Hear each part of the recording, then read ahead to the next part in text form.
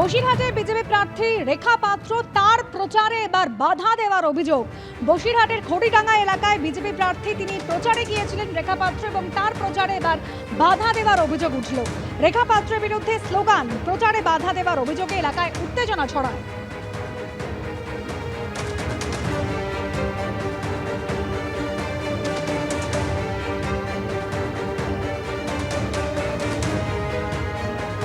প্রচারে গিয়েছিলেন রেখা পাত্র, এবার সেই রেখা পাত্রের প্রচারে বাধা দেওয়ার অভিযোগ উঠল। বসিরহাটের বিজেপি প্রার্থী তিনি বসিরহাটের খড়িডাঙ্গা এলাকায় প্রচারে গিয়েছিলেন। প্রচার চলাকালীন স্লোগান দেওয়া হয় তার উদ্দেশ্যে, বাধা দেওয়া হয়েছে তার প্রচারে, এমনই অভিযোগ করছেন রেখা পাত্র।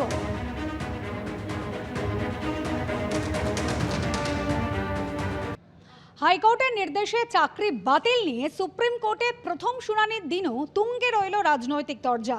একদিকে নির্বাচনী প্রচারে মমতা বন্দ্যোপাধ্যায় আক্রমণ শানালেন শুভেন্দু অধিকারীকে, পাল্টা শুভেন্দু অধিকারী কটাক্ষ করলেন মমতা বন্দ্যোপাধ্যায়কে।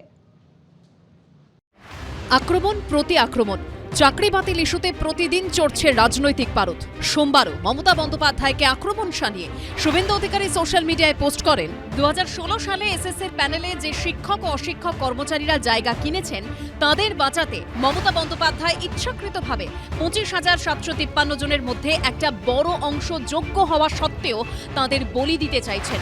কারণ যারা চাকরি কিনেছেন তারা তৃণমূল নেতাদের আত্মীয়।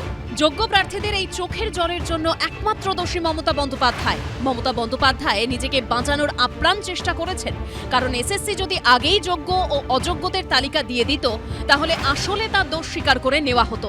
পাল্টা মমতা বন্দ্যোপাধ্যায় নাম না করে চাকরিহারাদের এই পরিস্থিতির জন্য শুভেন্দু অধিকারীকে দায়ী করেছেন। লজ্জা করে না?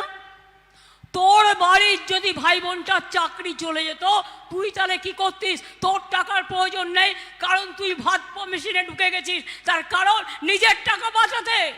আমার বাড়ির চাকরি যেত না, কারণ আমার বাড়ির লোক অবৈধভাবে কোনোদিন চাকরি চাইও নি, নেয়ও নি, ভবিষ্যতেও নেবো না। মমতা ব্যানার্জি রাজনীতি করার আগে, মমতা ব্যানার্জি রাজনীতি করার ওরও জেনে রাখা দরকার, আমার বাড়ির বিপিন অধিকারী ব্রিটিশের জেলে ছিল 8 বছর। স্বাধীনতা আন্দোলনে আমাদের যোগদান আছে। উনি পার্টি করেছেন 98 সালে, আমি 95-তে কাউন্সিলর। উনার সার্টিফিকেট আমার নেওয়া দরকার। উনি ওই টালিঘাটে পুঁতিগন্ধময় নালার পাশে থাকতেন, উনার মানসিকতাটা ওই রকম আছে, পরিবর্তন হয়। কারা যোগ্য আর কারাই বা অযোগ্য এসএসসি এখনো তা স্পষ্ট না করায় হাইকোর্টের রায় বাতিল হয়ে গিয়েছে 25,753 জনের চাকরি। হাইকোর্টের এই রায়ের উপর আপাতত কোনো স্থগিতাদেশ দেয়নি সুপ্রিম কোর্ট।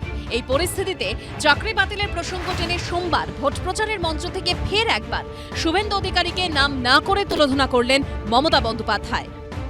আগামী সপ্তাহ শুরু হতে চলেছে, আপনারা দেখবেন, আমি বলবো না বিস্তারিত। আগামী সপ্তাহের শুরুতে এমন একটা বোম পড়বে, তৃণমূল বেসামাল হয়ে যাবে। বলছে বোমা ফাটাবো। কত বড় বড় গদ্দার নেতা, নেতা না নেতা ভগবান জানি, মানে লিডার না ল্যাডার।